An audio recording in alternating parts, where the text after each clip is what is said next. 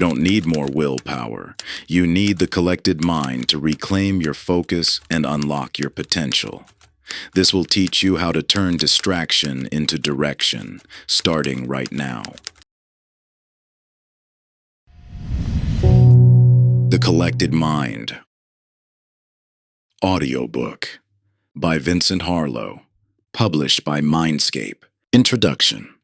In this moment, your mind likely feels like a scattered flock, thoughts darting in different directions, attention pulled by countless distractions, and intentions dispersing like leaves in the wind. You start projects with enthusiasm, only to watch your focus drift away. You set goals with determination, only to find your resolve dissolving days later. You've tried countless productivity systems, discipline techniques, and organizational tools, yet lasting change remains elusive. This struggle isn't your fault. We live in a world engineered to fragment your attention. Every notification, headline, and advertisement is designed to scatter your mental resources, leaving you exhausted from constantly trying to gather your thoughts back together. The modern environment actively works against mental collection, making traditional approaches to discipline feel like trying to hold water with clenched fists. But what if the problem isn't your willpower? What if the challenge of discipline comes not from personal weakness, but from a fundamental misunderstanding of how your mind works? The solution lies not in forcing focus through rigid control, but in learning the art of mental collection, gathering your scattered cognitive resources into a coherent, powerful whole. Think of a skilled shepherd tending their flock. They don't crack whips or shout commands. Instead, they guide with gentle persistence, understanding the natural movements of their sheep and working with those patterns rather than against them. This is the essence of mental collection, not the harsh discipline of a drill sergeant, but the wise guidance of a shepherd who knows how to bring wandering attention back to its intended path. This book offers something fundamentally different from conventional discipline advice. Instead of giving you more techniques to fight against your mind, it reveals how to transform your relationship with thinking itself. Rather than adding another layer of control, it shows you how to remove the obstacles preventing your natural capacity for focus from emerging. The path ahead isn't about becoming someone different. It's about gathering the scattered pieces of who you already are. As your mind becomes more collected, you'll discover that discipline isn't something you force, but something that flows naturally from clarity and alignment. You're about to embark on a journey that will change not just what you do, but how you experience your own consciousness. The scattered thoughts that now feel like adversaries will become allies. The internal battles that exhaust you will transform into peaceful collection. Most importantly, you'll discover that true discipline emerges not from rigid control, but from a mind that knows how to gather itself into a powerful, coherent whole. Welcome to the Path of the Collected Mind. Chapter 1. The Waters of Attention. Have you ever tried to grasp water in your tightly clenched fist, only to watch it seep through your fingers? This futile attempt mirrors how most people approach attention and focus. You set an intention to concentrate, clench down on your thoughts with iron determination, yet find your mind inevitably slipping away into distraction. Each escape of focus triggers frustration. Each wandering thought feels like failure, until you're exhausted from the constant effort of trying to force your attention to stay put. This struggle emerges from a fundamental misunderstanding of attention's nature. Attention, like water, is inherently fluid. It naturally flows toward whatever appears novel, urgent, or pleasurable in your mental landscape. This isn't a design flaw in your mind. It's an evolutionary feature that helped our ancestors survive by noticing changes in their environment. Your attention's tendency to shift and flow keeps your predecessors alive by alerting them to approaching predators, available food, or changes in weather patterns. However, modern technology has weaponized this natural tendency. Every notification, headline, and social media feed is specifically engineered to hijack your attention's fluid nature. These digital environments aren't just distracting. They're sophisticated systems designed to redirect your mental waters through carefully crafted interruptions and variable reward mechanisms. The struggle you face isn't due to weak willpower, but rather a response to an environment that actively works against mental collection. Most productivity advice suggests building what we might call attention dams. Rigid control structures meant to hold back the flow of distraction through sheer force of will. But maintaining these dams requires constant energy. The harder you try to contain your attention through force, the more mental resources you deplete, and the more likely your focus will eventually burst through these artificial barriers. The alternative is creating attention channels. Pathways that work with rather than against your mind's natural flow. Instead of trying to stop attention's movement, this approach focuses on guiding it skillfully. Like a well-designed irrigation system, attention channels direct your mental waters toward productive purposes while honoring their inherent need to flow. This shift from battling attention to guiding it transforms how you handle distractions. Rather than repeatedly pushing away wandering thoughts, an exhausting and ultimately futile effort, you learn to gently redirect your focus while acknowledging the mind's natural tendency to explore. The goal isn't to eliminate mental movement, but to develop skill in returning attention to its intended course. Consider your current relationship with attention. Do you approach it as an adversary to be subdued or a natural resource to be channeled? When your mind wanders, do you respond with harsh self-judgment or gentle redirection? The answers reveal whether you're working with or against your attention's fluid nature.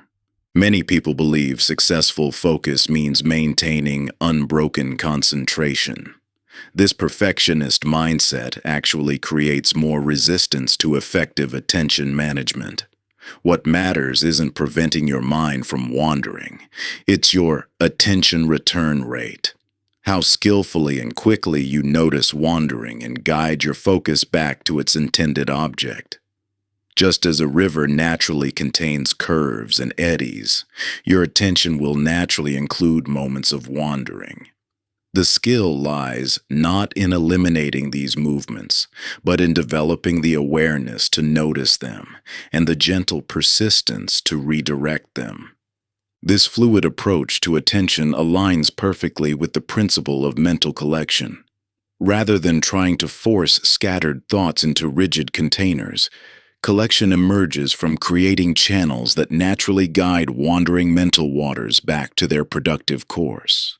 The collected mind is not a fortress against distraction, but a riverbed that gently guides wandering waters back to their intended course. Now that you understand the fluid nature of attention, let's explore the fertile soil where your thoughts take root and grow. Chapter 2: The Garden of Thoughts. Your mind is a vast garden, stretching far beyond what your immediate awareness can perceive. Some areas flourish with carefully tended thoughts that nourish your growth and support your aspirations. Other sections lie overrun with patterns of doubt, procrastination, and self-criticism that seem to sprout no matter how often you try to uproot them. Most intriguing, you'll find patches where valuable qualities like resilience or creativity grow abundantly, though you never consciously planted them. This mental landscape operates according to natural laws, just as rigid as those governing physical gardens. Every thought pattern you experience today grew from seeds planted by past experiences, habits, and choices. Your mind doesn't discriminate between what you intentionally cultivate and what takes root by default. It simply responds to whatever receives the most consistent attention, emotional energy, and environmental support. Understanding this gardening principle reveals why traditional approaches to mental discipline often fail. When you encounter an unwanted thought pattern, like the impulse to check social media while working, trying to eliminate it through force is like attempting to stop weeds by yanking their visible parts while leaving the root system intact. The pattern appears eliminated for a moment, only to resurface with greater strength, leaving you frustrated and questioning your capacity for discipline. The path to lasting transformation lies not in waging war against unwanted thoughts, but in understanding how to cultivate your mental ecosystem. Just as a skilled gardener knows that the most effective way to handle weeds is to create conditions where desired plants naturally outcompete them, you can establish thought patterns that support discipline until they naturally diminish the influence of those that don't. This process begins by recognizing that every moment of attention acts as fertilizer for whatever thought patterns it touches. When you ruminate on past failures, you strengthen neural pathways of self-doubt. When you regularly expose yourself to scattered, shallow digital interactions, you cultivate a mind that struggles to maintain deep focus. These aren't character flaws. They're the natural harvest of what you've been unknowingly cultivating. The practice of mental gardening involves consciously directing your attention and nurturing power toward thoughts that align with your intended growth. This doesn't mean engaging in superficial positive thinking or denying challenging emotions. Instead, it means creating conditions where supportive thought patterns receive the majority of your mental resources. Consider how your current environment, habits, and focus patterns might be fertilizing thoughts that undermine discipline. Each time you reflexively reach for your phone during moments of discomfort, you strengthen avoidance patterns. Every instance of harsh self-criticism following a setback nourishes the roots of perfectionism that paralyze action. Yet within these same challenging thought patterns lie seeds of transformation. Through thought composting, you can extract valuable insights from seemingly negative patterns. Self-criticism, when properly composted, becomes discernment. Resistance to tasks, when understood, reveals misalignment between actions and values. Even procrastination, examined mindfully, often points toward needed adjustments in approach or environment.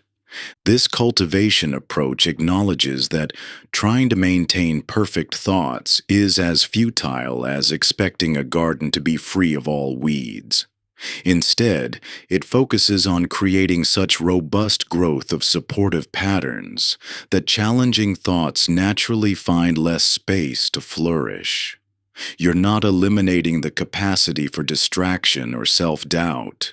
You're building such strong patterns of engagement and self-trust that these challenges hold less power over your actions. A collected mind emerges through this patient cultivation process. By understanding that your thoughts follow natural laws of growth, you can stop exhausting yourself fighting against their nature and instead direct your energy toward nurturing the patterns that best serve your deepest intentions. Your role shifts from mental warrior to mindful gardener, creating conditions where discipline naturally flourishes rather than constantly battling for control. This transformation mirrors the difference between forcing a plant to grow by pulling on its stem versus providing it with rich soil, adequate light, and proper care. When you align your environment and actions with your natural tendencies, what once felt like constant struggle transforms into steady, sustainable progress. The energy previously spent resisting and controlling now fuels genuine growth, allowing your inherent capacity for focus and discipline to express itself fully. Chapter 3. The Scattered Seeds. When mental resources scatter like seeds thrown carelessly across rocky ground, even the most promising intentions struggle to take root. This fundamental truth becomes evident in the stark difference between scattered and concentrated attention. While the scattered mind attempts to nurture countless seeds simultaneously, depleting the vital resources each needs to flourish, the concentrated mind creates fertile conditions where meaningful growth naturally occurs. You witness this pattern repeatedly in modern life. The impulse to pursue multiple goals simultaneously seems logical. After all, doesn't planting more seeds increase the likelihood of success? Yet cognitive science reveals a counterintuitive truth. The more we divide our mental resources, the less likely any single endeavor is to thrive. Research in neuroscience demonstrates that the brain's capacity for deep processing is remarkably limited. When attention disperses across multiple tasks or goals, each receives only a fraction of the cognitive resources needed for meaningful development. This diminished attention density creates a perpetual cycle of partial effort and incomplete results. Consider how a magnifying glass interacts with sunlight. Scattered rays produce only gentle warmth, but when concentrated on a single point, these same rays generate enough heat for ignition. Your mental resources operate similarly. While you possess significant cognitive capacity, its impact depends entirely on how you direct it. Scattered across too many priorities, even substantial mental energy dissipates without creating meaningful change. This principle explains why traditional productivity advice often backfires. The suggestion to do more by multitasking actually reduces your capacity for substantive achievement. Each switch between tasks depletes cognitive resources, leaving less energy available for the deep focus that meaningful progress requires. The solution lies not in expanding capacity, but in concentrating it more effectively. Just as a skilled farmer knows to focus resources on carefully selected plots rather than thinly spreading them across every available space, you must learn to direct your mental energy with similar strategic intention. This shift toward concentration often triggers resistance. The fear of missing opportunities, FOMO, can make focusing feel like limitation rather than empowerment. Yet paradoxically, concentration amplifies your ability to seize meaningful opportunities precisely because it ensures sufficient resources for proper cultivation. The practice of sequential cultivation offers a practical alternative to scattered growth attempts. Instead of trying to develop multiple areas simultaneously, focus intensely on one priority until it establishes strong roots. This concentrated attention allows for the development of robust neural pathways and sustainable habits before moving to the next area of focus. This approach requires trust in the compound effect of focused attention. While it may seem slower initially, concentrated growth creates lasting change that eventually requires less active maintenance. Like a well-established plant that can weather challenges with minimal intervention, thoroughly developed habits and skills become self-sustaining. The true power of mental concentration extends beyond mere productivity. When you consistently direct substantial cognitive resources toward meaningful priorities, you create conditions where discipline naturally emerges. Rather than constantly fighting to maintain focus, you develop an internal environment where concentrated attention becomes your default state. Just as a magnifying glass must remain steady to ignite its target, your mind requires sustained concentration on chosen priorities to generate transformative change. Each time you resist the urge to scatter your attention, you strengthen this capacity for meaningful focus. This relationship between concentration and growth reveals why many disciplinary efforts fail despite sincere intentions. Without sufficient attention density, even the most promising initiatives lack the sustained nourishment needed to establish strong roots. Understanding this principle transforms how you approach personal development, shifting focus from quantity of endeavors to quality of attention. The density of attention you bring to any endeavor shapes its potential for transformation. Like water flowing through different channels, your mental energy naturally seeks the path of least resistance. But when you consciously direct and sustain your focus, you create the conditions for profound change to take root. Most transformations fail not from lack of effort, but from insufficient concentration of that effort. You might spend hours going through the motions of productive work while your attention remains diluted across countless minor distractions. This scattered approach yields scattered results, like trying to light a fire with a weak, diffused beam instead of a concentrated point of light. The path forward lies not in working harder, but in working with greater collection of mind. As you develop this capacity for sustained attention, you'll discover that meaningful change requires less force than you imagined. It's not about pushing yourself relentlessly, but about gathering your mental resources into a natural, flowing state of focus that illuminates the way forward. Chapter 4: The Shadow Self. What if your greatest opponent in the battle for discipline isn't external distraction, but a hidden part of yourself that actively sabotages your best intentions? This question strikes at the heart of a puzzling dynamic you've likely experienced. Setting clear intentions only to find yourself inexplicably undermining them through seemingly irrational behaviors. You recognize this pattern, carefully setting your alarm early, fully intending to start the day with exercise or focused work, only to hit snooze repeatedly when morning arrives, or meticulously blocking distracting websites to protect your productivity, then spending precious time finding increasingly creative workarounds to access them. Perhaps you've committed firmly to an important project, only to procrastinate until the pressure of deadlines forces rushed completion. These moments of self-sabotage create deep frustration because they seem to defy logic. You genuinely want to change. You understand the benefits. You have a clear plan. Yet something within pulls you off course. This isn't a matter of insufficient willpower or lack of knowledge. Something deeper is at work. This mysterious force emerges from what psychology reveals as the shadow self. Those disowned aspects of your psyche operating outside conscious awareness, yet wielding powerful influence over your behavior.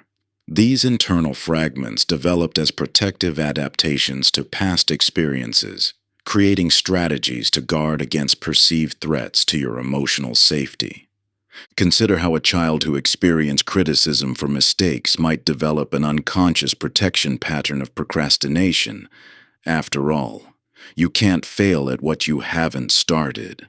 Or how someone who felt controlled might unconsciously resist any self-imposed structure, even beneficial ones, to maintain a sense of autonomy.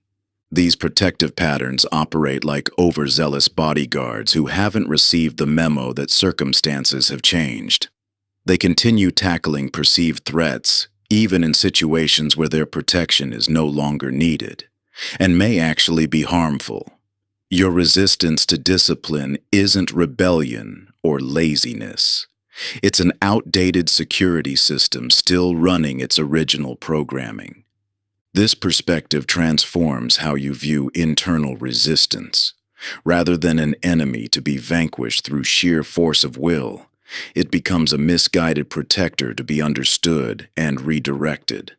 The path forward isn't through battling these parts of yourself, but through recognizing their protective intent and helping them find new ways to fulfill their purpose. Your procrastination might be trying to protect you from potential failure or judgment. Your resistance to structure might be guarding your sense of freedom.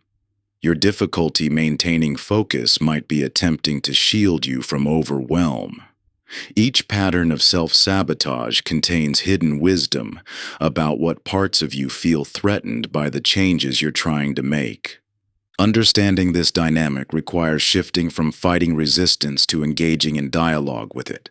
When you feel the pull of distraction or the urge to abandon your commitments, pause to ask, what part of me feels threatened by staying focused right now? What is my resistance trying to protect? What legitimate need might be seeking expression through this pattern? This practice of resistance dialogue often reveals surprising insights.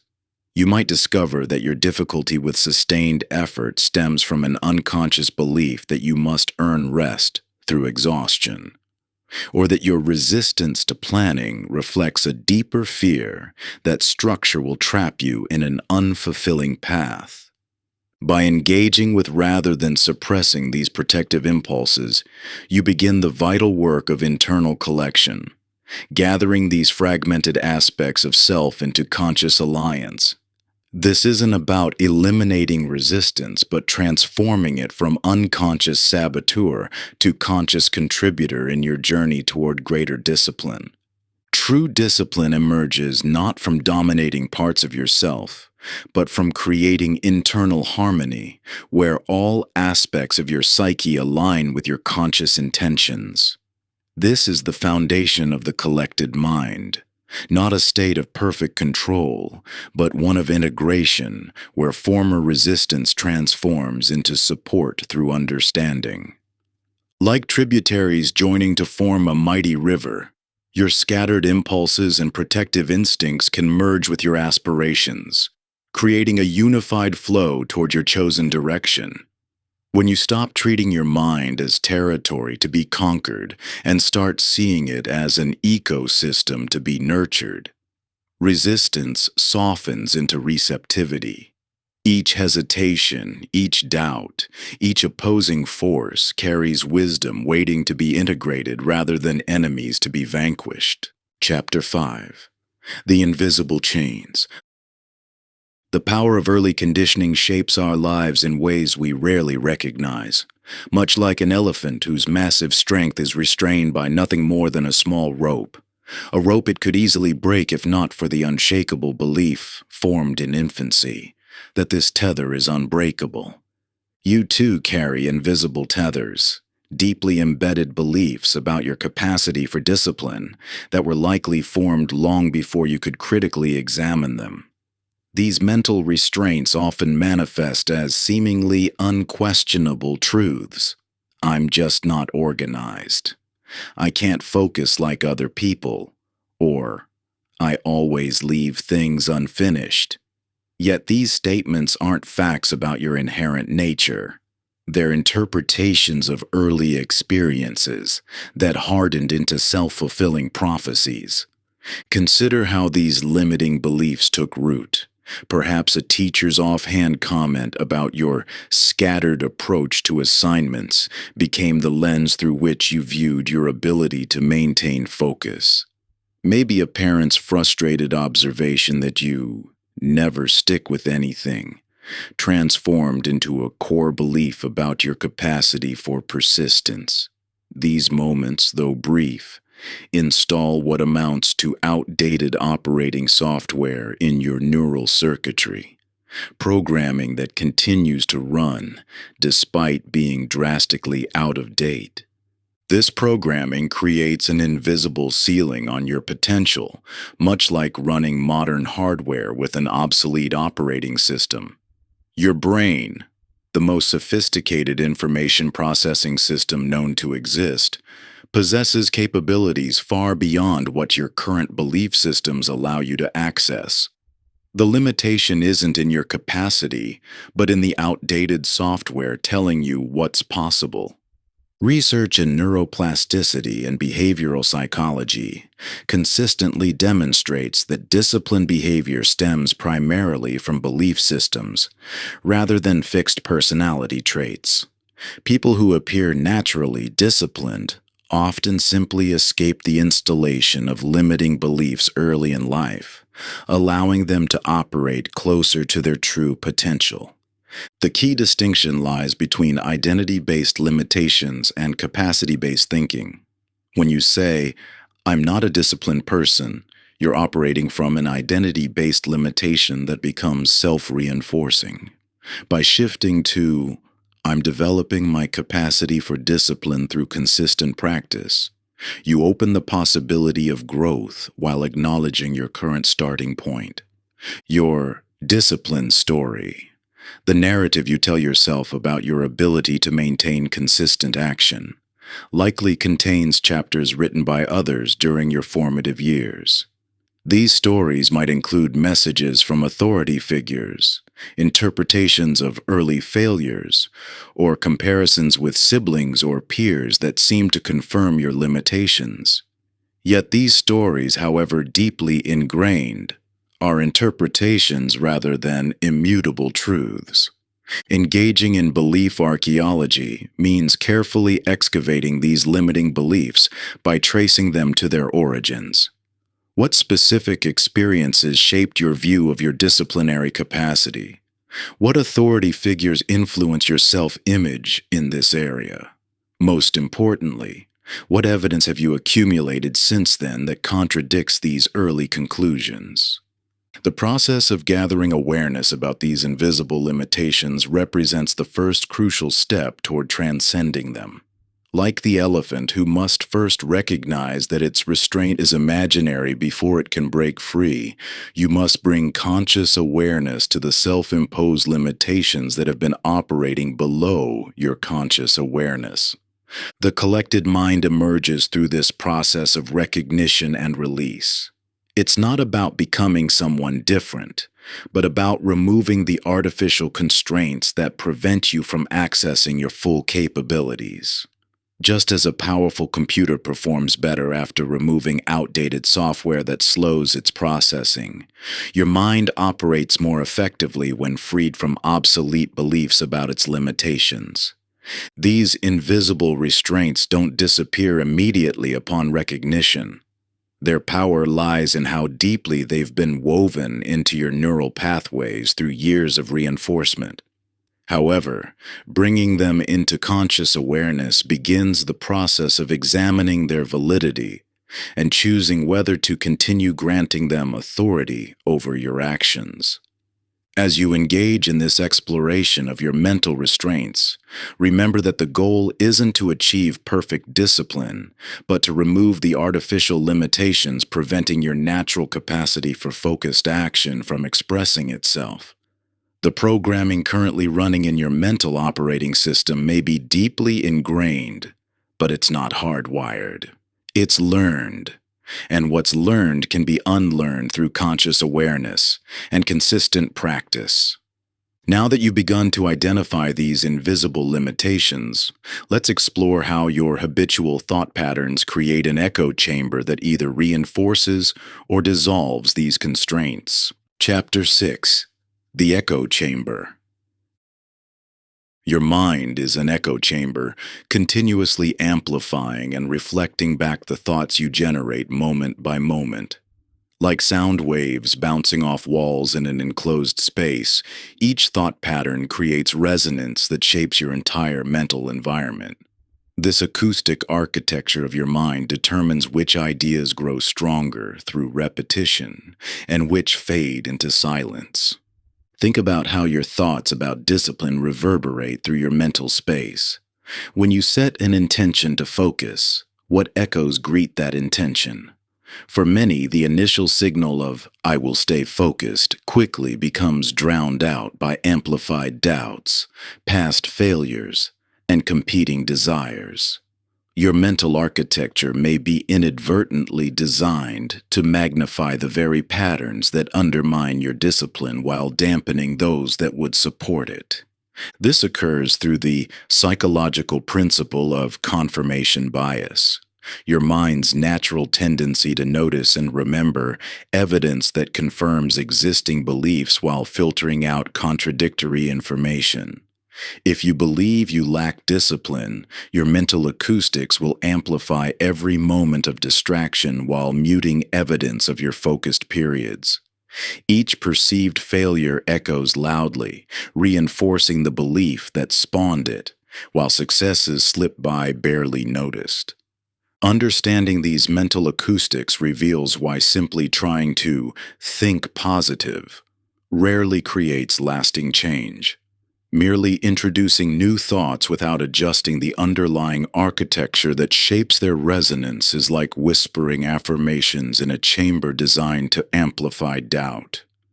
The acoustic properties of the space itself must be redesigned.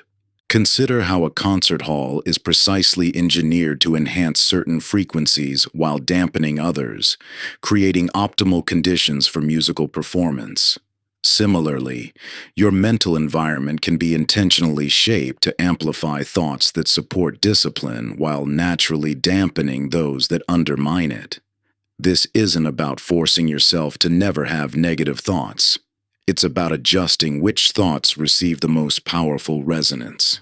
Your current thought environment has been unconsciously shaped by accumulated experience, creating what might be called your default acoustics. Notice which messages consistently receive the most internal airtime in your mental space. What echoes do you hear when facing a challenging task? When encountering an obstacle? When considering your capacity for sustained focus? These recurring patterns reveal the acoustic properties you've unknowingly constructed. The key to transformation lies not in fighting against these existing patterns, but in deliberately redesigning your mental architecture to create new resonance. This process begins with awareness, noticing how your current thought environment automatically amplifies certain messages while diminishing others. The next step involves intentionally adjusting these acoustic properties through what might be called deliberate resonance. The principle of deliberate resonance acknowledges that trying to silence negative thoughts often amplifies them further, like trying to eliminate an echo by shouting at it. Instead, this approach focuses on creating conditions where constructive thoughts naturally receive greater amplification through the architecture of your mental space. This might involve adjusting your environment, routines, and mental focus to naturally strengthen certain patterns while allowing others to gradually fade. When your mental acoustics align with your intentions, discipline becomes less about forcing yourself to ignore distracting thoughts, and more about allowing supportive thoughts to naturally predominate through enhanced resonance. Each small success creates positive echoes that reinforce your growing capacity, while setbacks lose their overwhelming amplification. Your mind's echo chamber will always reflect back what you put into it, but by understanding and intentionally shaping its acoustic properties, you can create an environment where thoughts that support discipline naturally receive the strongest resonance.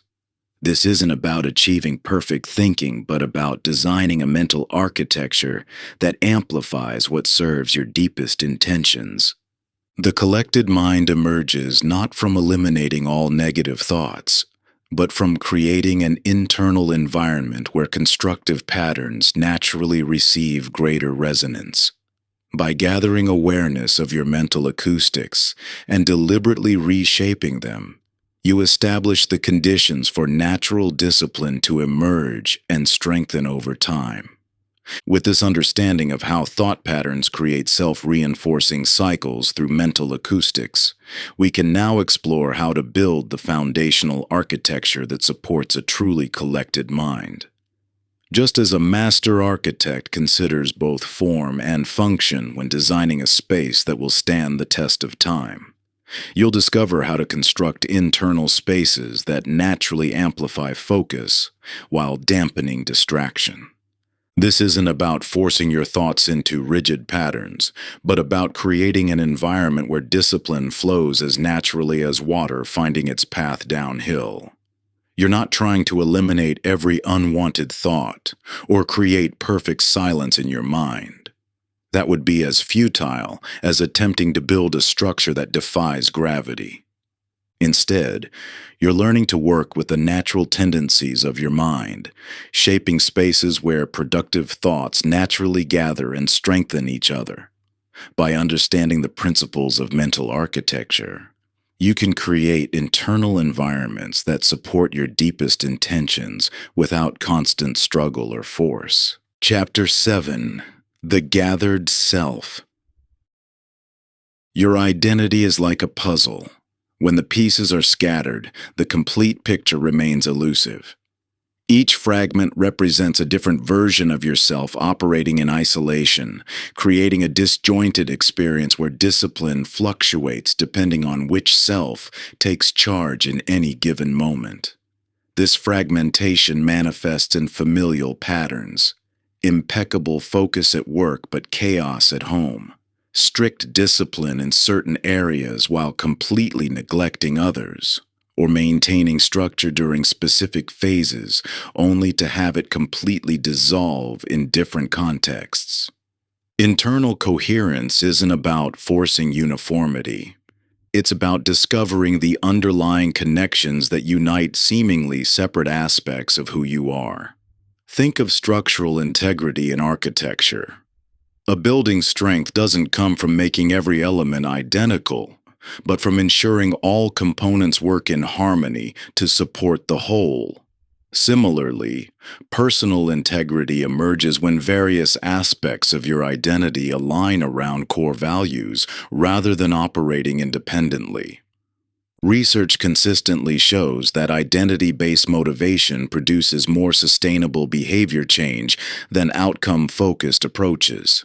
When an action aligns with who you believe yourself to be, it requires far less willpower than when it conflicts with your self-image. This explains why some people maintain discipline effortlessly in certain areas while struggling constantly in others. The difference often lies not in capability, but in identity alignment. Consider how your sense of self shifts across different contexts. You might be professional you at work, relaxed you at home, social you with friends, and disciplined you in specific pursuits. While these variations are natural, excessive fragmentation creates internal conflict that undermines consistent action. Each transition between these selves requires energy and creates opportunities for discipline to break down. The key to greater consistency lies not in forcing yourself to be the same in all situations, but in identifying core values that can thread through these different expressions of self. This value threading creates bridges between seemingly disparate areas of life. For instance, if continuous growth is a core value, it can manifest differently yet consistently across contexts. Professional development at work, personal growth through hobbies, relationship development in social settings. Integration doesn't mean eliminating the natural variations in how you express yourself. Rather, it means ensuring these variations stem from conscious adaptation rather than unconscious fragmentation. An integrated identity maintains coherence while remaining flexible, like a skilled dancer who moves through different styles while maintaining their center. The process begins with awareness of your current fragmentation patterns. Notice where your sense of discipline varies dramatically between contexts. What version of you shows up in each situation? What beliefs, values, or motivations characterize each version? This awareness reveals opportunities for greater alignment. Identity integration naturally fosters discipline by reducing internal conflict. When your actions align with a coherent sense of self, you experience less resistance and require less willpower. This alignment creates a self-reinforcing cycle where consistent actions strengthen integrated identity, which in turn supports more consistent action. True collection of the mind requires this fundamental integration of identity, A scattered identity inevitably produces scattered attention and inconsistent action. But when you gather these fragments into a coherent whole, discipline becomes less about forcing yourself to stay on track and more about expressing who you truly are. The collected mind emerges not through rigid control, but through the natural alignment of thought, emotion, and action that flows from an integrated sense of self. This integration creates a stable foundation from which consistent discipline naturally arises, independent of external circumstances or momentary motivation. Integration section. The goal isn't to eliminate all internal variation, but to create harmony among your different aspects. Like an orchestra where unique instruments play distinct parts while contributing to a unified whole, your various traits and tendencies can maintain their individuality while working together coherently. Think of your collected mind as a well-designed building where every element, from the foundation to the roof, works in concert to create both stability and functionality. This structural integrity allows you to maintain coherence under pressure, while adapting flexibly to changing circumstances. The collected mind is not one that forces consistency through willpower, but one that expresses consistency through an integrated sense of self. This transformation from fragmentation to integration opens the door to a more natural and sustainable form of discipline. Having established this foundation of internal coherence, we can now explore how to guide your mind gently without creating resistance. Chapter 8. The Shepherd's Way. You already know the frustration of trying to force your mind into submission. Like a drill sergeant barking orders at unwilling recruits, you've likely tried to demand focus through sheer willpower, only to find your thoughts becoming more rebellious with each attempted crackdown. This approach not only exhausts your mental resources, but often produces the opposite of its intended effect, creating inner resistance that makes sustained discipline even more difficult to achieve. Consider instead the wisdom of the shepherd.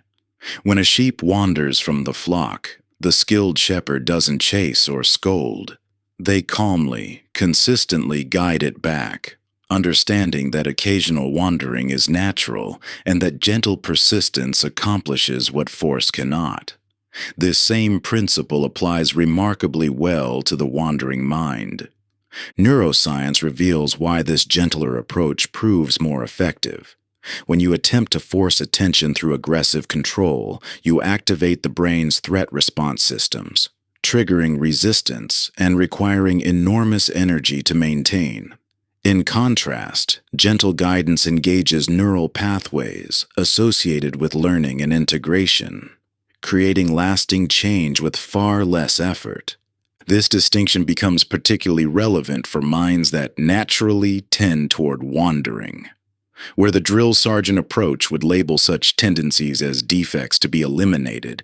The shepherd perspective recognizes them as natural variations to be worked with rather than against.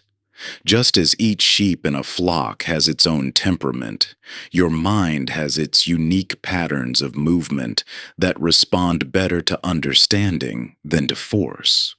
The parallel to working with wild horses illustrates this principle perfectly. Attempt to dominate a wild horse through force, and you'll face fierce resistance, potentially breaking its spirit without ever gaining true cooperation. But approach with patient persistence, demonstrating consistent leadership while respecting its nature, and that same horse can become a willing partner. The transformation occurs not through submission, but through the gradual building of trust and understanding. Some might worry this gentler approach means accepting undisciplined chaos, but true strength often manifests most powerfully through apparent gentleness. Consider how water, through persistent gentle flow, shapes mighty canyons where force would only create resistance. Similarly, The shepherd's way produces deeper, more sustainable discipline than any amount of forceful control. This shift fundamentally transforms how you work with your own mind. Rather than fighting against distraction, you develop the capacity to notice wandering thoughts with calm awareness. Instead of harsh self-criticism, when your attention strays, you simply guide it back, understanding that returning to focus matters more than never having left it. The shepherd's stance requires developing a different kind of attention, not the white-knuckle grip of forced focus, but the relaxed vigilance of someone who knows the territory and trusts in the power of consistent, gentle guidance.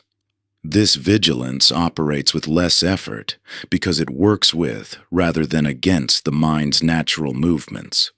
The practice involves maintaining peripheral awareness of your mental landscape while engaging with your chosen focus. When thoughts wander, you acknowledge their movement without judgment, then guide them back with the same patient persistence a shepherd uses to guide straying sheep. Each return strengthens the pathway of voluntary attention, gradually building the capacity for sustained focus through collaboration rather than force. This approach embodies the essence of mental collection, not as a rigid state to be achieved through force, but as a dynamic process of gentle gathering. Just as a shepherd maintains the integrity of the flock through constant small adjustments rather than dramatic interventions, you learn to maintain mental coherence through ongoing subtle guidance rather than sporadic forceful corrections. The collected mind emerges not from eliminating all wandering, but from developing the shepherd's skill of patient guidance. This fundamental shift in approach transforms discipline from an exhausting battle into a sustainable practice of gentle persistence. Your thoughts may still wander, but you now possess the wisdom to guide them home without creating the resistance that makes lasting focus impossible. With this new understanding of the shepherd's gentle guidance, your attention naturally turns to the spaces and structures that surround you. The environments you inhabit shape your mind's tendencies as surely as a pasture's boundaries influence the movement of a flock. Just as a skilled shepherd carefully selects grazing grounds that naturally contain and nourish their sheep, you too can craft spaces that quietly support your mind's collection without constant effort or intervention. These environments become invisible allies in your journey toward mental coherence, subtly reinforcing your intentions through their very design. Your physical surroundings whisper messages to your subconscious, either scattering your thoughts like leaves in the wind, or gathering them like streams flowing naturally toward a common destination. By recognizing this profound interplay between space and mind, you unlock the power to transform your environment from a source of distraction into a sanctuary of focus. Chapter 9. The Sanctuary of Focus. Your physical and digital environment shapes your mental state far more powerfully than you might realize. The spaces you inhabit aren't merely passive backgrounds. They actively influence your cognitive capacity, focus, and ability to maintain discipline. Just as a sacred space naturally evokes contemplation, while a casino deliberately induced excitement, every environment either supports or undermines your mind's natural tendency toward collection. Modern environmental psychology has revealed the profound impact of surroundings on cognitive function. Research demonstrates that certain environmental elements directly affect your attention, willpower, and mental bandwidth, often without conscious awareness. Studies examining attention restoration theory show how exposure to nature, even briefly, can replenish depleted cognitive resources. Conversely, environments filled with potential distractions force your brain to constantly inhibit responses, depleting the very mental energy needed for sustained focus. Think of your environment as attention architecture, a structure that either channels mental energy toward your intentions or disperses it across countless distractions. Just as water naturally flows along the path of least resistance, your attention follows the channels created by your surroundings. A space cluttered with notifications, alerts, and visual noise creates countless leaks in your cognitive resources. A thoughtfully designed environment, however, naturally guides attention toward what matters most. This insight challenges the common belief that true discipline should function regardless of circumstances. While mental strength certainly matters, even the most disciplined minds are unconsciously shaped by their surroundings. This isn't weakness, it's simply how the human brain operates. Understanding this allows you to work with rather than against your mind's natural tendencies. The key distinction lies between environment battling and environment crafting. Environment battling involves constantly fighting against attention-hostile surroundings, depleting valuable mental resources through endless resistance.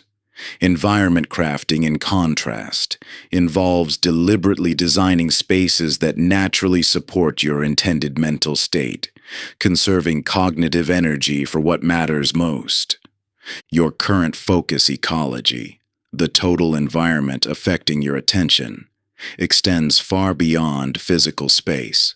It includes digital environments, notification settings, object placement, visual triggers, ambient noise, and countless other factors that either support or undermine mental collection. Each element either strengthens or fragments your capacity for sustained attention. Many resist environmental optimization, believing their circumstances too constrained for meaningful change.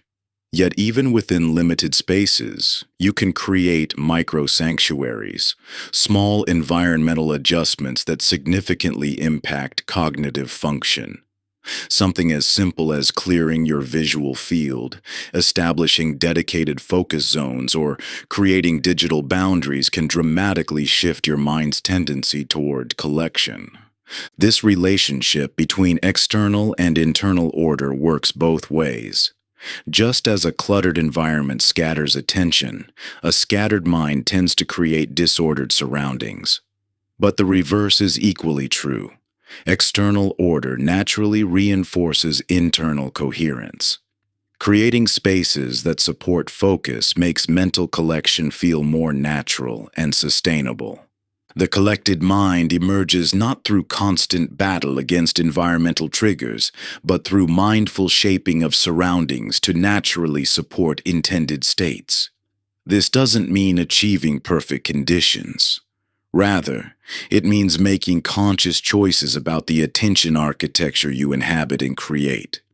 Consider how sacred spaces achieve their effects not through a single dramatic element, but through the careful orchestration of multiple subtle factors: lighting, acoustics, spatial arrangement, symbolic objects.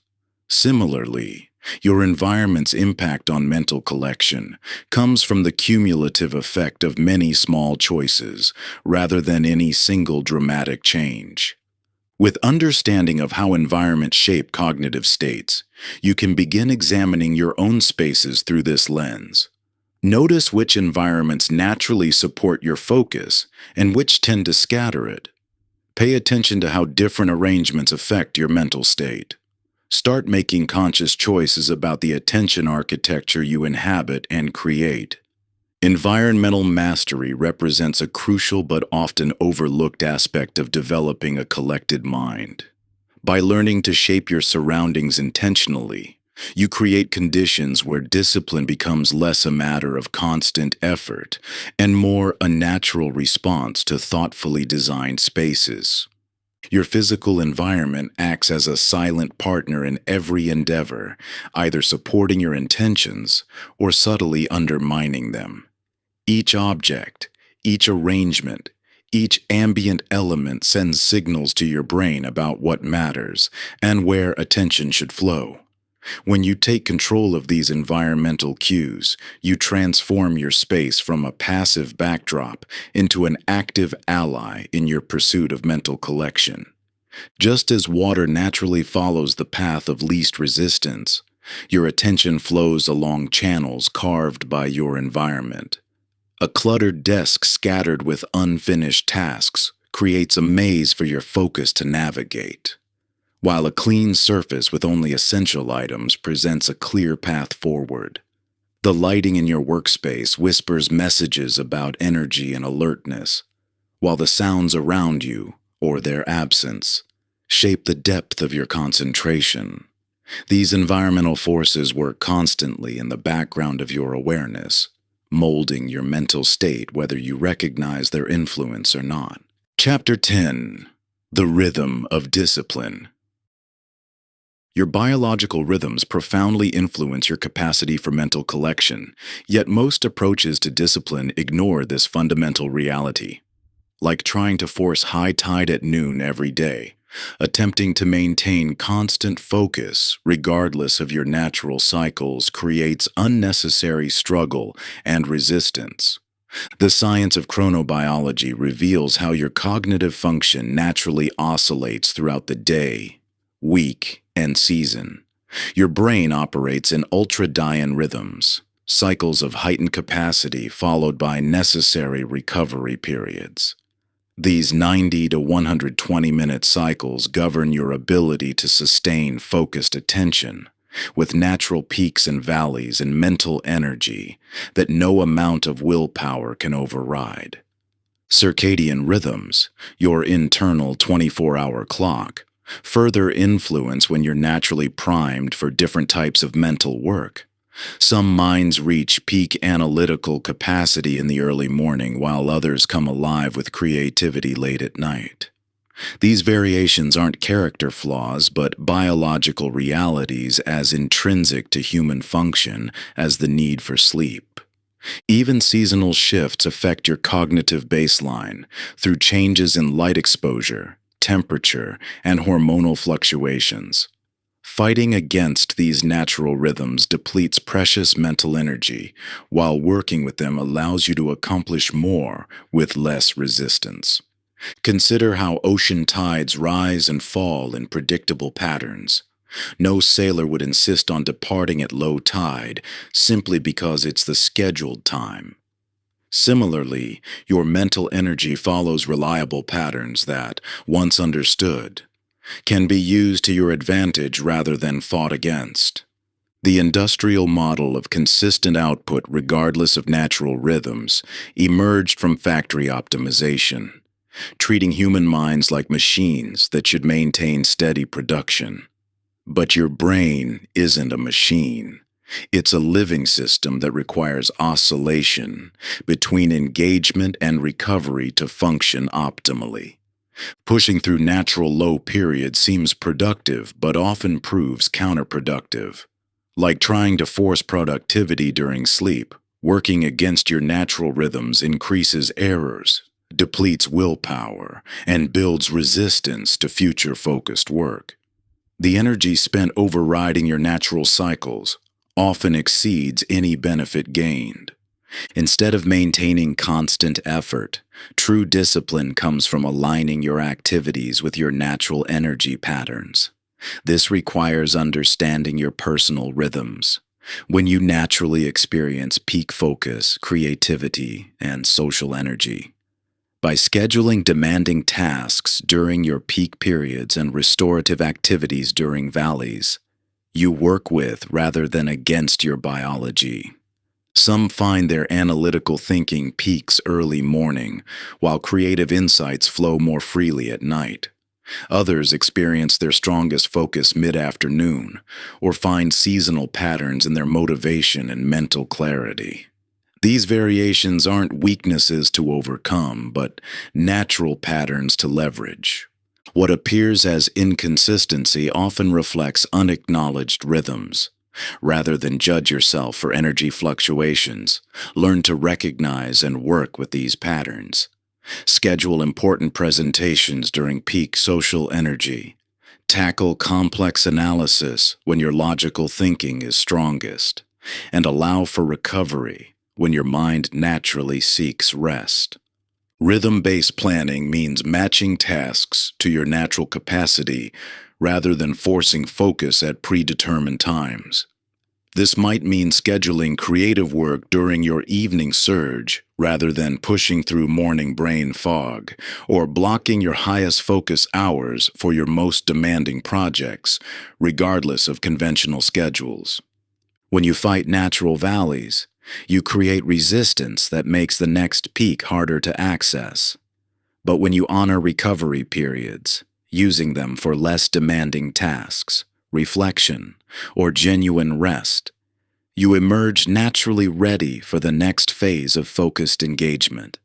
This rhythmic approach to discipline doesn't mean surrendering to every impulse or mood. Rather, it means becoming fluent in your natural patterns so you can navigate them skillfully.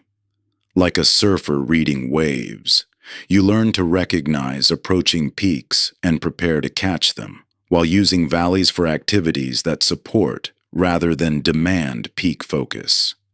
The collected mind emerges not from constant striving, but from flowing with natural rhythms while maintaining gentle direction toward your intentions. This creates sustainable discipline that doesn't require constant willpower to maintain. Like a river finding its path, your focused energy moves most powerfully when it aligns with natural channels, rather than fighting against them. You'll discover that true discipline isn't about forcing yourself through every moment, but about learning to navigate your natural cycles of energy and attention with wisdom and purpose. When you align your efforts with these inherent patterns, what once felt like a constant battle transforms into a graceful dance between intention and action. Chapter 11. The Single Stone. When you observe nature's most profound transformations, they often begin from a single point of focused change. Like a stone dropped into still water, the right action at the right moment creates ripples that extend far beyond their origin, touching every shore of possibility. This principle holds equally true in the realm of mental discipline, where attempting too many changes simultaneously often creates mere surface turbulence rather than lasting transformation. The science of habit formation reveals a counterintuitive truth. Implementing multiple changes at once drastically reduces the likelihood of any lasting impact. Research consistently shows that willpower operates like a muscle with finite daily capacity. When this limited resource is divided among several new habits, each receives insufficient energy to take root.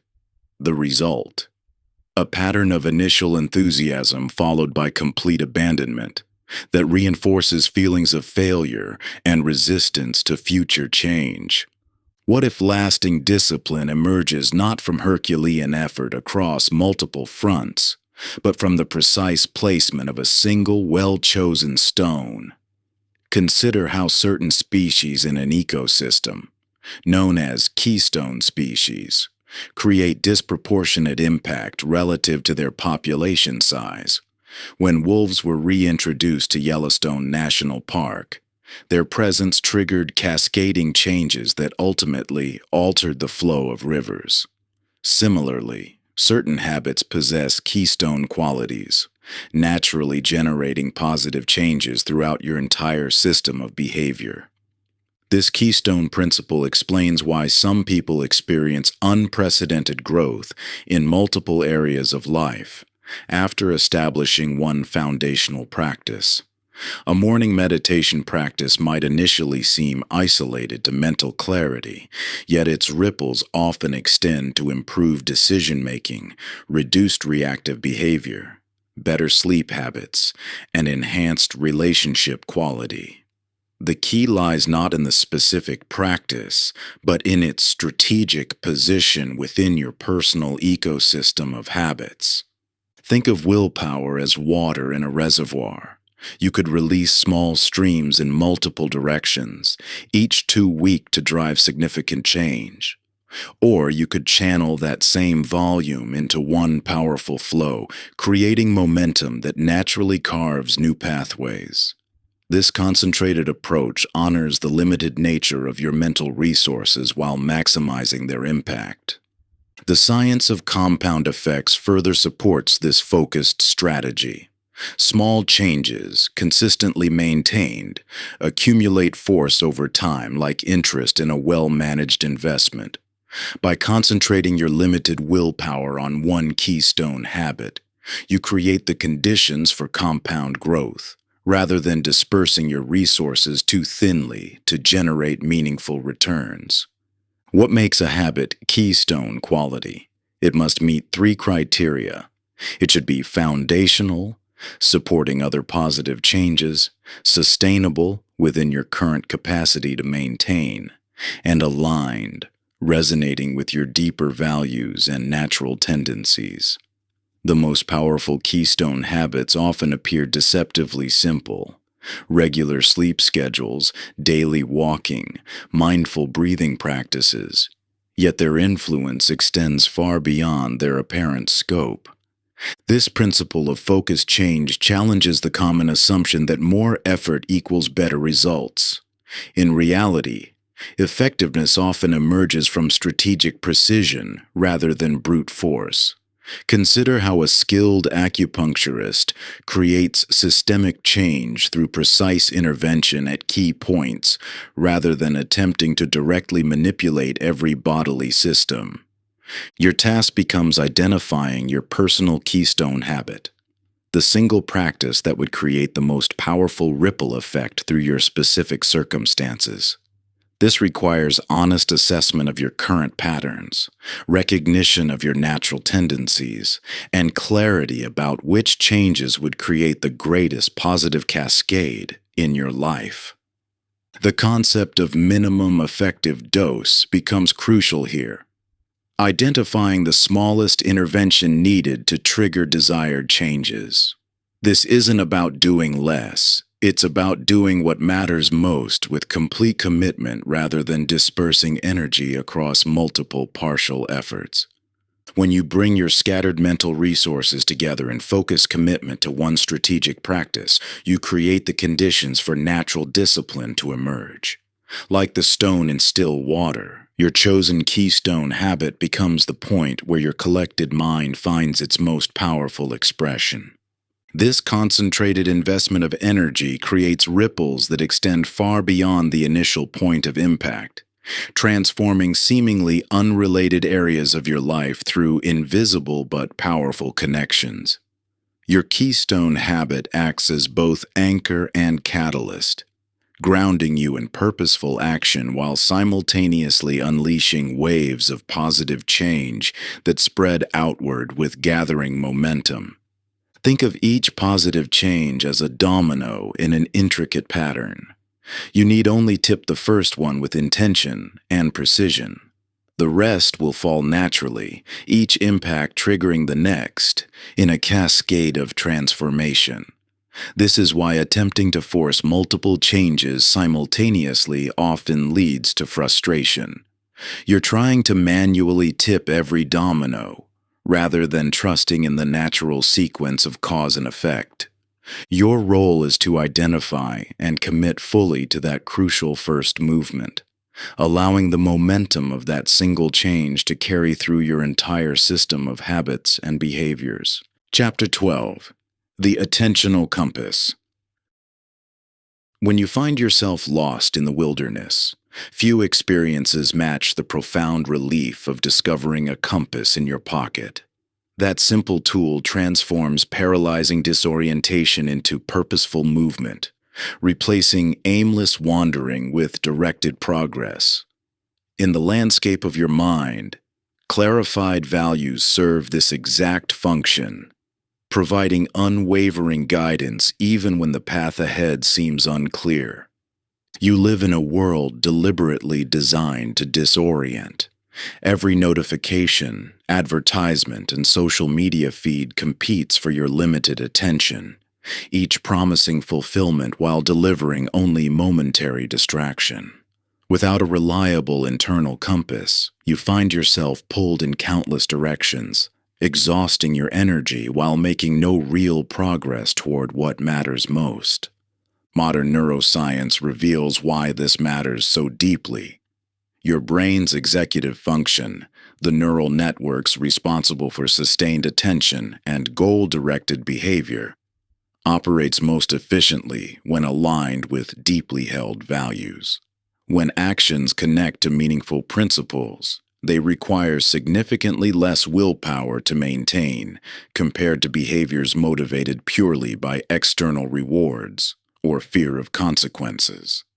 Think of your values as the Earth's magnetic field and your attention as the compass needle. Just as a compass consistently points north regardless of surrounding conditions, internalized values provide reliable orientation amid life's constant changes and challenges. This attentional compass operates below the level of conscious thought, creating an intuitive sense of rightness or wrongness that guides choices before rational analysis even begins. Many attempt to navigate using externally imposed priorities, social expectations, cultural pressures, others' definitions of success. This approach inevitably creates internal resistance, requiring constant expenditure of willpower to maintain direction. In contrast, when choices align with authentic values, motivation becomes more natural and sustainable. But here lies a crucial distinction. Many can recite their values as abstract concepts while their actual behavior reveals very different priorities. Your true values aren't what you think you should care about or what you tell others matters to you. They're revealed by how you consistently spend your time, energy, and attention when no one is watching. When multiple values come into apparent conflict, the practice of value hierarchy becomes essential. Like a pilot's instrument panel, it provides clear guidance for navigation even in turbulent conditions. This doesn't mean rigidly ranking values once and for all, but rather developing nuanced understanding of how different principles interact and which take precedence in specific contexts. The development of your personal attentional compass begins with radical honesty about your current priorities. What consistently receives your best energy? What do you reliably make time for, regardless of external pressure? Where does your mind naturally drift when not actively directed? These patterns reveal the values currently guiding your life, whether chosen consciously or not. Your attentional compass becomes particularly vital during periods of intensive focus. Rather than relying on rigid rules or external accountability, it provides moment-by-moment guidance through an intuitive sense of alignment or deviation. This internal navigation system operates more like a felt sense than a logical framework. You know immediately when you've wandered off course, even if you can't immediately articulate why. The true power of this approach lies in its reliability across changing circumstances. External conditions may shift dramatically, but your internal compass continues providing consistent orientation toward what matters most. This creates a form of psychological stability that persists even amid chaos and uncertainty. As your attentional compass strengthens through consistent use, you'll find yourself naturally gravitating toward value-aligned activities without conscious effort. Distractions become less compelling not through force of will, but because they feel increasingly hollow compared to meaningful engagement. Your scattered mental resources begin collecting around what truly matters, creating a self-reinforcing cycle of focused purpose. The collected mind emerges not from remembering endless goals or constantly checking priorities, but from developing such clear internal orientation that deviation from true north becomes immediately apparent. Like a skilled navigator, You learn to trust this inner guidance system, allowing it to direct your attention toward what serves your deepest intentions. Your attentional compass provides the foundation, but true transformation requires more than just knowing your direction. Like a skilled mountaineer who not only has a map but understands the terrain, you must develop an intimate familiarity with your mental landscape. This internal navigation system becomes your most reliable guide, steering you through the fog of distraction toward what genuinely matters in your life. Chapter 13: The Divided Self. Imagine a vast nation divided against itself, regions operating under different governments, borders heavily fortified, and communication channels broken. Resources that could serve the whole are instead exhausted in internal conflict. This fragmented state mirrors the inner landscape many of us inhabit, where different aspects of self operate in isolation or opposition rather than harmony. You feel this division acutely in moments requiring sustained discipline. One part of you commits firmly to an important project, while another compulsively checks emails. A health-conscious aspect plans nutritious meals, while a comfort-seeking part orders takeout. The focused scholar in you craves deep work, while the social connector feels anxious about missing notifications. Each fragment operates according to its own agenda, creating an exhausting sense of being perpetually at war with yourself. This internal fragmentation develops naturally as you navigate life's complex demands. Different aspects of personality emerge to handle specific challenges: the achiever who excels at work, the nurturer who cares for others, the protector who guards against hurt. Each serves a vital function, yet without integration, these parts often work at cross purposes, undermining your capacity for consistent action. Think of your mind as an orchestra where each instrument represents a different aspect of self. When playing independently, even beautiful instruments create cacophony. But when integrated under skilled direction, their diversity becomes a source of rich harmony. Similarly, internal integration doesn't mean forcing all parts to play the same note. It means facilitating communication, so distinct aspects can contribute their unique gifts to a larger purpose. Many mistakenly approach internal conflict through suppression, trying to silence or subdue parts they view as problematic. This creates even stronger resistance, as these aspects often hold vital perspectives and legitimate needs. True integration requires creating space for all parts to be acknowledged and understood, even those that seem to oppose your conscious intentions. Consider how different your experience of discipline becomes when you shift from forcing unwanted parts into submission to facilitating dialogue toward shared purpose. The procrastinating part you've been fighting may actually be protecting you from perfectionism. The distractible aspect you condemn may be ensuring you maintain social connections. Even seemingly destructive patterns often begin as attempts at serving the whole. Your internal landscape contains its own council of advisors, each with unique wisdom to contribute. The achiever understands ambition. The playful child knows joy. The inner critic maintains standards. The rebel protects authenticity. When you create forums for these aspects to communicate, you often discover that apparent conflicts mask deeper shared purposes. This integration process begins with simply noticing the different voices that arise in discipline-requiring situations. What parts speak up when you sit down to focus? What aspects protest when you commit to a challenging goal? Rather than immediately taking sides, cultivate curiosity about each part's perspective and underlying intentions. The practice of inner counsel work provides a structured way to engage these different aspects of self. Imagine creating a respectful meeting space where each part can express its concerns and desires without fear of judgment or suppression.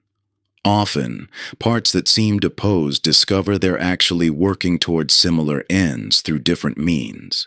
As communication opens between previously fragmented aspects, a natural process of integration begins.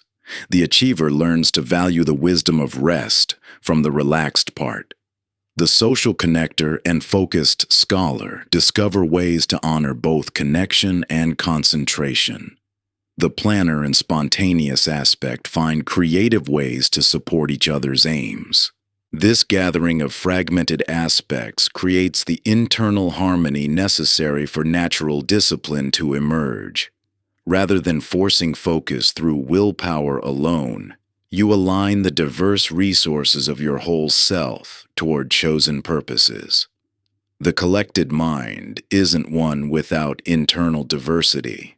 It's one where diverse aspects work in concert rather than opposition. When your different inner voices harmonize instead of compete, you discover an effortless power that no amount of forced control could match. Your analytical mind meshes with your intuitive wisdom. Your drive for achievement flows alongside your need for balance, and your social nature enhances rather than disrupts your capacity for deep work. This natural alignment transforms discipline from a constant battle into an authentic expression of your integrated self. Having begun this process of internal integration, let's explore how developing the observer mind creates space between impulse and action. Chapter 14. The Observer's Perch. Standing atop a high perch, you gain a perspective that transforms your entire relationship with the mind. From this vantage point, you witness the vast landscape of thoughts, emotions, and impulses flowing beneath you, not as threats to be controlled or problems to be solved, but as natural phenomena to be observed with clarity and wisdom. This elevated perspective differs radically from our usual mental stance, where we become completely identified with each passing thought or emotion. When anxiety arises, we don't simply observe anxiety, we become anxiety. When distraction beckons, we don't witness the pull, we become the pull. This total identification with mental content lies at the root of most discipline struggles. The neuroscience of metacognition reveals why this observer perspective proves so transformative. When you activate metacognitive awareness, you engage neural networks associated with the prefrontal cortex, distinct from those involved in direct experience.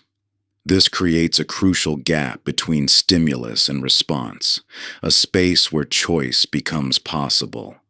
Instead of automatically reacting to every mental event, you gain the capacity to respond with intention. This observer capacity operates much like a skillful parent watching children at play. The parent maintains aware presence without controlling every move, offering guidance only when truly needed, while allowing natural exploration otherwise. This differs fundamentally from both rigid control and passive permissiveness. The observer's mind maintains engaged awareness while creating space for experience to unfold naturally. Some worry this observer stance might lead to emotional detachment or suppression.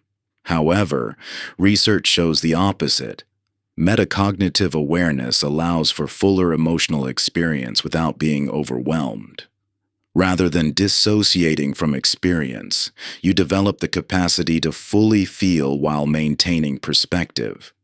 This creates the foundation for true emotional intelligence. The shift from identification to observation transforms your relationship with mental content. Instead of becoming every thought that arises, you recognize thoughts as passing events in awareness. Rather than fighting with emotions, you witness them with a compassionate presence. This doesn't mean you never get caught in identification, but you develop the capacity to step back into perspective. Your mind likely resists traditional meditation approaches that ask you to sit still and focus on breath. The observer's mind develops through any activity that creates space between experience and identification. Simply noting thinking when caught in thought or feeling when emotional intensity arises begins building this capacity. Walking meditation, engaged observation during daily activities, or brief moments of checking your mental weather throughout the day all strengthen the observer perspective. The observer mind provides the foundation for true discipline by creating space between impulse and action. From this vantage point, you witness urges and distractions without automatically acting on them. You notice resistance without becoming resistant. You feel frustration without becoming frustrated. This allows for response flexibility rather than rigid control or habitual reaction. This capacity for observation paradoxically allows for deeper engagement with experience. Rather than being swept away by every mental current, you maintain ground in awareness while fully participating in life. The observer perspective provides an anchor of clarity in the midst of whatever arises. With practice, this observer capacity becomes an effortless background presence rather than something you strain to maintain. Like the parent who naturally maintains peripheral awareness while engaged in other activities, you develop the ability to simultaneously participate and witness. This creates the conditions for discipline to arise naturally, from wisdom rather than force. This observer's mind creates the foundation for gathering scattered attention with compassion rather than control. Instead of harshly judging yourself for distraction, you simply notice wandering and gently guide attention back. Rather than fighting with resistance, you witness it with curiosity while maintaining direction. The collected mind emerges through this balance of engaged presence and spacious perspective. Your thoughts naturally drift like leaves in a stream. This movement is not a failure, but simply the mind's nature. By cultivating the observer mind, you transform what could be a source of frustration into an opportunity for deeper understanding. Each time you notice wandering without judgment, you strengthen the muscle of awareness. Each gentle redirection builds the pathway of intentional focus. This patient, accepting approach dissolves the internal struggle that often accompanies attempts at mental discipline, allowing a natural state of collected attention to arise from wisdom rather than force. Chapter 15. The Bridge of Meaning. Standing at the edge of a deep chasm, you witness the stark contrast between two approaches to bridging intention and action. The first involves gathering all your strength to attempt an impossible leap, representing how many approach discipline through sheer force of will. The second reveals a sturdy bridge connecting the same points, showing how meaning creates natural pathways between intention and action that require no heroic effort to traverse. This fundamental distinction illuminates why so many discipline strategies ultimately fail. When you rely solely on willpower, trying to force yourself to just do it through determination alone, you position yourself for that impossible leap. Each attempt depletes precious energy while the gap remains fundamentally unchanged. Yet when you construct bridges of meaning between your actions and deeper purpose, what once seemed an impassable chasm becomes an inviting pathway. The science of meaning as a motivational force reveals why this distinction matters so profoundly. Research in positive psychology has demonstrated that purpose-driven behavior activates neural pathways associated with intrinsic motivation, the brain's natural reward system that makes activities inherently satisfying rather than requiring external pressure. When you connect actions to transcendent purpose, you tap into motivational systems that consistently outperform those driven by reward or punishment. This explains why someone pursuing a genuinely meaningful goal often displays seemingly superhuman persistence, while those chasing externally imposed objectives tend to falter when obstacles arise. The difference lies not in the individual's willpower reserves, but in how their brains process the activity, as inherently meaningful versus merely necessary. Consider meaning-making as the essential nutrient that sustains motivation through challenges that would normally deplete willpower. Like deeply rooted trees that continue flourishing during droughts that kill shallow-rooted plants, meaning-driven discipline draws sustenance from depths that surface-level motivations cannot reach. This explains why some people maintain consistent discipline in pursuing their purpose, even when immediate rewards are absent or negative feedback is present. The practical implications of this understanding transform how you approach discipline entirely.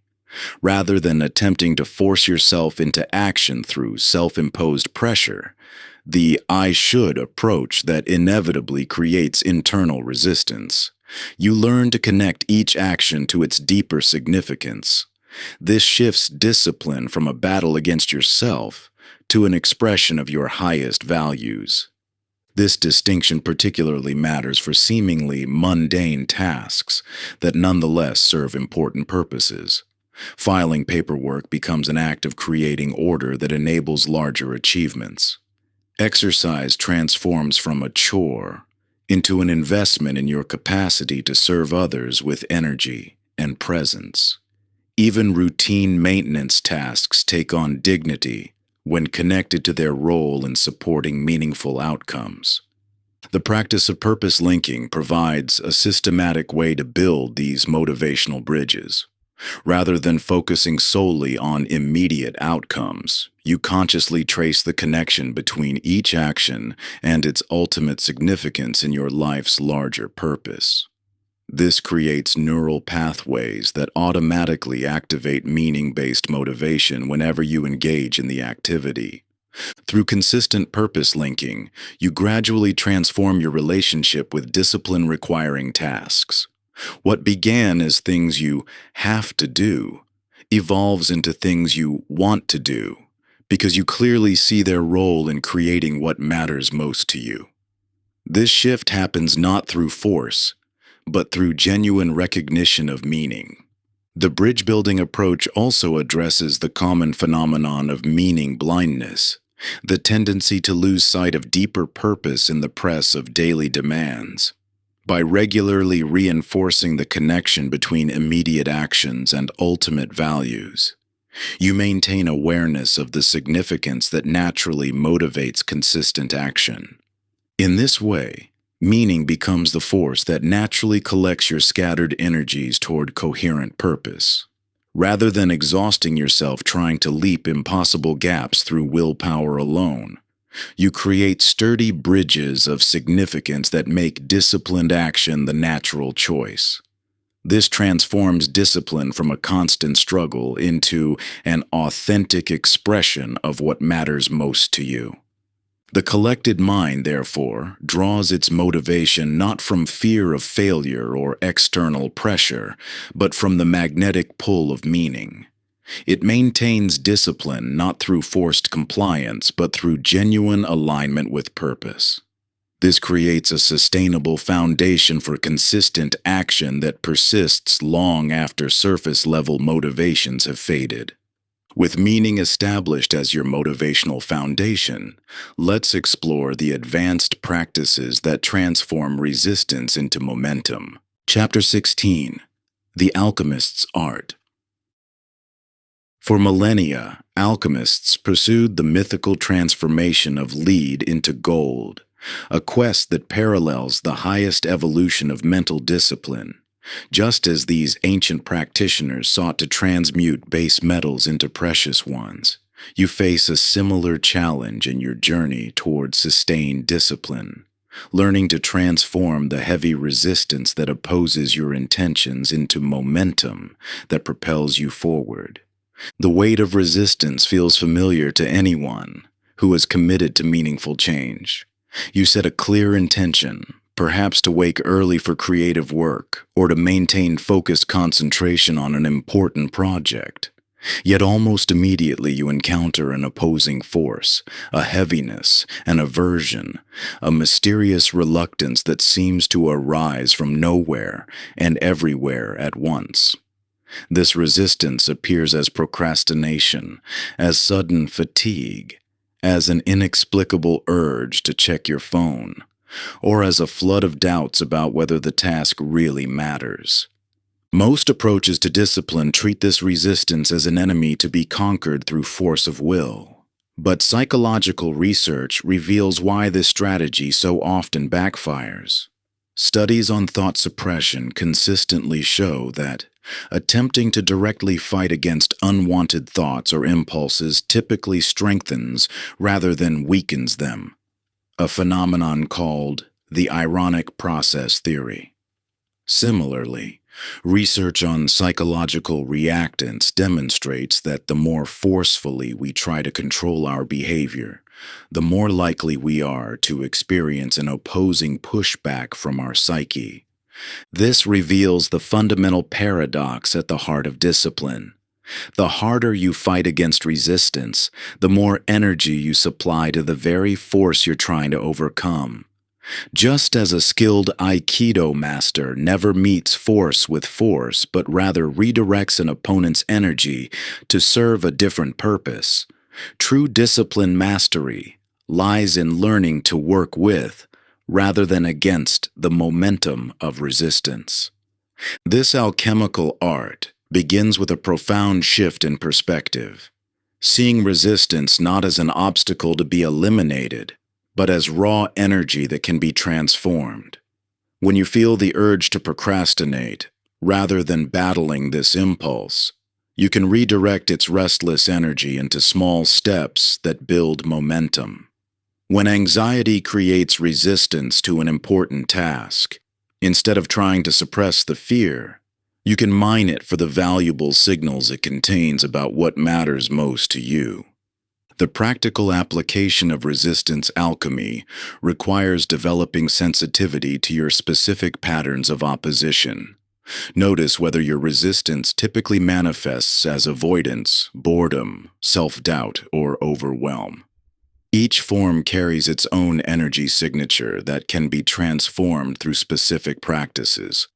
For starting resistance, that heavy inertia that makes beginning feel impossible, the 5-minute commitment serves as an alchemical catalyst. By reducing the perceived magnitude of the task to a tiny commitment, you create a crack in resistance's seemingly solid wall. Once energy begins moving, even slightly, it becomes available for transformation.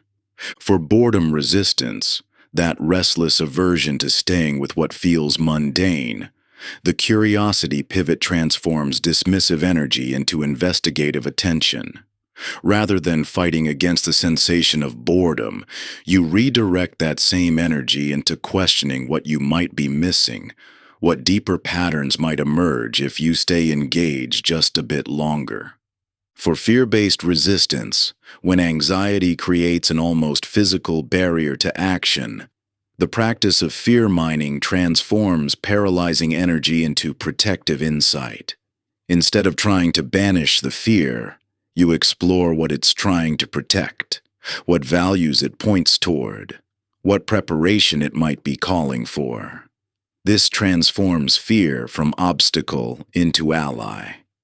The key to resistance alchemy lies in maintaining both acceptance and intention, fully acknowledging the reality of resistance while holding steady to your chosen direction.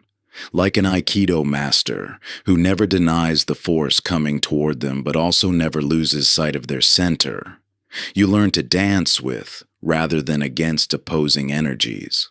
This transformative approach connects deeply to the broader practice of mental collection, Rather than scattering energy in battles against resistance, you gather all available forces, even seemingly opposing ones, into aligned momentum.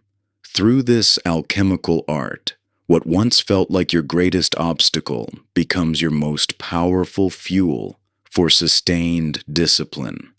The true mark of discipline mastery isn't the absence of resistance, but rather the ability to transform it into forward movement.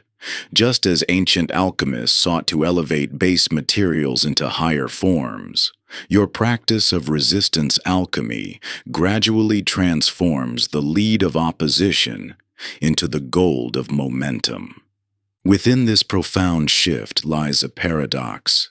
The very force that seems to block your path becomes the energy that propels you forward.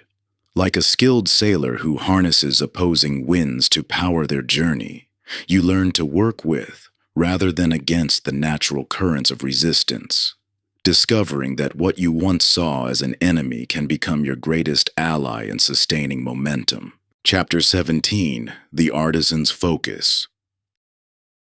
Think of the transcendent focus you've witnessed in a master at work. The potter whose hands move with fluid precision, shaping clay with such absorbed attention that time itself seems to pause. The muscles in their forearms flex with exactly calibrated pressure. Their breathing synchronizes with the wheel's rhythm. Their consciousness merges completely with the emerging form. This isn't discipline as you typically experience it. There's no internal battle, no constantly dragging attention back to task, no resistance to overcome. Instead, it represents discipline's highest evolution, the state of flow where effort dissolves into effortless engagement. The stark contrast between this state and your typical experience of discipline likely feels familiar. Most attempts at focused work involve a constant struggle, fighting distractions, battling fatigue, repeatedly pulling your mind back from wandering. Yet research into flow states reveals that this struggle isn't inevitable. Studies by Mihaly Csikszentmihalyi and subsequent researchers have mapped the precise conditions that trigger these optimal states, where discipline becomes unnecessary, because attention is naturally and completely absorbed in the activity itself. The science shows that flow emerges reliably when four key elements align: clear goals that focus attention, immediate feedback that guides adjustment, challenges that perfectly match current skill level, and protection from external distraction. When these conditions are present, the brain naturally shifts into a state of total engagement. Attention becomes effortless, time perception alters, self-consciousness dissolves, and performance dramatically improves. Think of developing flow capacity like athletic training. A novice runner can't immediately complete a marathon. They must progressively build endurance through structured practice. Similarly, accessing flow states requires both understanding of principles and consistent practice under gradually increasing challenges. This comparison helps address a common misconception that flow is only available to artists or athletes. The research demonstrates that these states can be cultivated in virtually any activity when structured appropriately. The key lies in shifting from the common approach of forced focus to intentional flow cultivation. Rather than constantly pulling your attention back to task through willpower, you learn to design activities that naturally capture and hold complete attention. This might involve breaking complex projects into clear sub-goals with immediate feedback, gradually increasing challenge as skills improve, and creating temporary distraction buffers until absorption becomes more natural. Consider your own experiences of effortless absorption, those rare moments when you've been so engaged in an activity that everything else fell away. What specific conditions enabled that state? Were the goals crystal clear? Did you receive immediate feedback on your progress? Was the challenge level perfectly matched to your ability? Was your environment free from interruption? Understanding your personal flow triggers provides the foundation for engineering more of these optimal states. For those working in distraction-prone environments, the practice of flow scaffolding becomes essential, temporarily creating exaggerated versions of flow conditions until the capacity becomes more naturally accessible. This might mean using visible progress trackers, setting shorter time blocks with clear deliverables, or establishing stronger environmental boundaries than might ultimately be necessary. The key is restructuring your most important activities to incorporate flow triggers, clarifying exactly what success looks like moment by moment, ensuring you can quickly tell if you're on track, calibrating challenge levels to maintain engagement without overwhelming, and creating space protected from interruption. With practice, these conditions become easier to establish and maintain. Flow represents the most complete form of mental collection, where all cognitive and emotional resources naturally align toward a single focus. In this state, discipline transcends from effortful control into effortless engagement. The scattered mind becomes fully gathered, not through force, but through the magnetic pull of absorbing activity. The collected mind is not one that forces concentration, but one that designs conditions where absorption occurs naturally. By understanding and implementing the principles that trigger flow, you transform discipline from constant struggle into states of natural engagement where effort dissolves into excellence. Having explored this pinnacle of moment-to-moment collection, let's examine how these principles create a lifetime of presence, purpose, and peace. Chapter 18: The Collected Life. When we zoom out from individual moments of focus to examine the broader tapestry of a collected life, we witness how small shifts in attention management gradually transform not just productivity, but the entire experience of being alive. Through consistent practice, what begins as conscious effort evolves into a natural state of presence that permeates every aspect of existence. Consider how your relationship with attention shapes every dimension of life, from the quality of your work to the depth of your relationships, from your physical well-being to your sense of purpose and meaning. Each moment of collected attention creates subtle neural pathways that, when repeatedly activated, become default patterns of perception and response. Research in neuroplasticity reveals how temporary states eventually become traits through consistent practice. What initially requires conscious effort, returning attention to the present moment, maintaining focus on meaningful priorities, responding thoughtfully rather than reactively, gradually becomes your baseline way of being. The brain literally rewires itself to support these new patterns of engagement.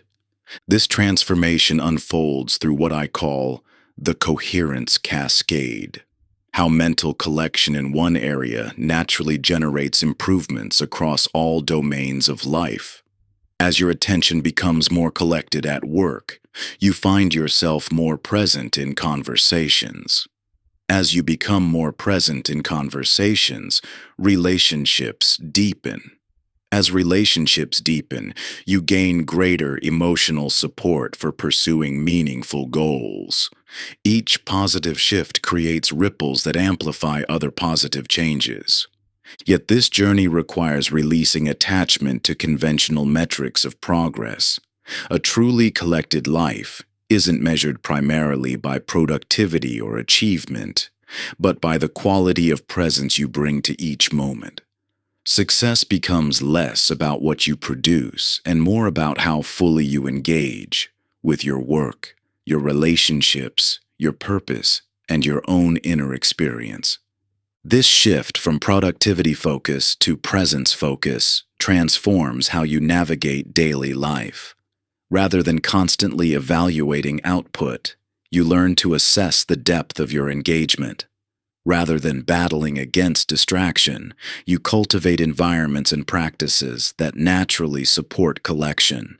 Rather than forcing focus through willpower, you develop the conditions where attention flows naturally toward what matters most.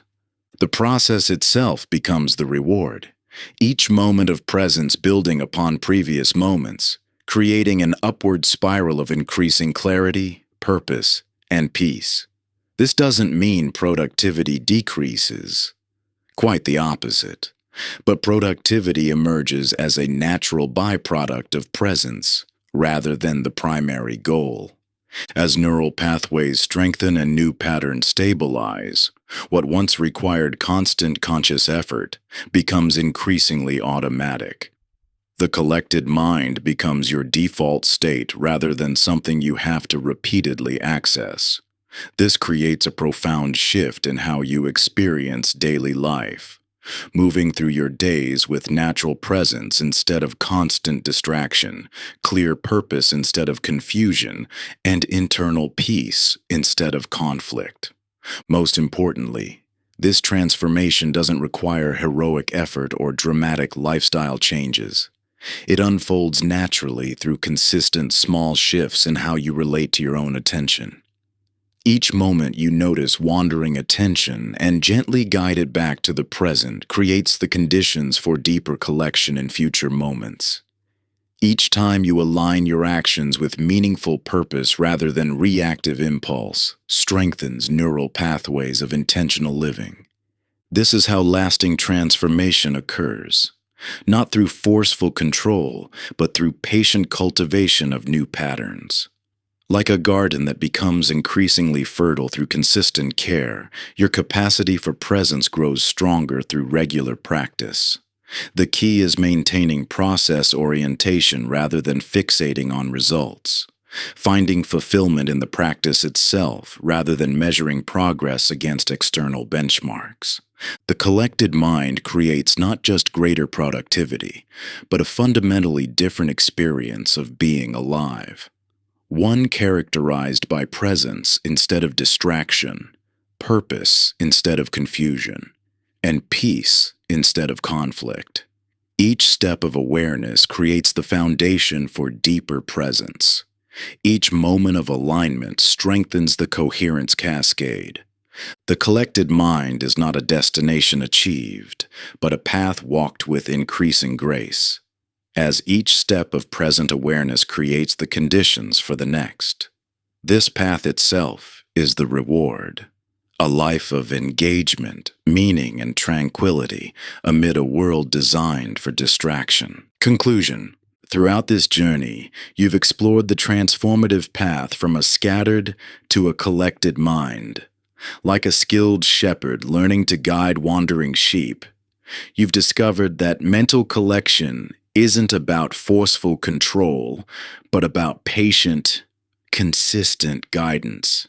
You've seen how, like a wise gardener, you can cultivate thought patterns that support rather than sabotage your deepest intentions. And you've learned the alchemist's art of transforming resistance into momentum. Yet the collected mind is not a destination to reach, but a practice to embody.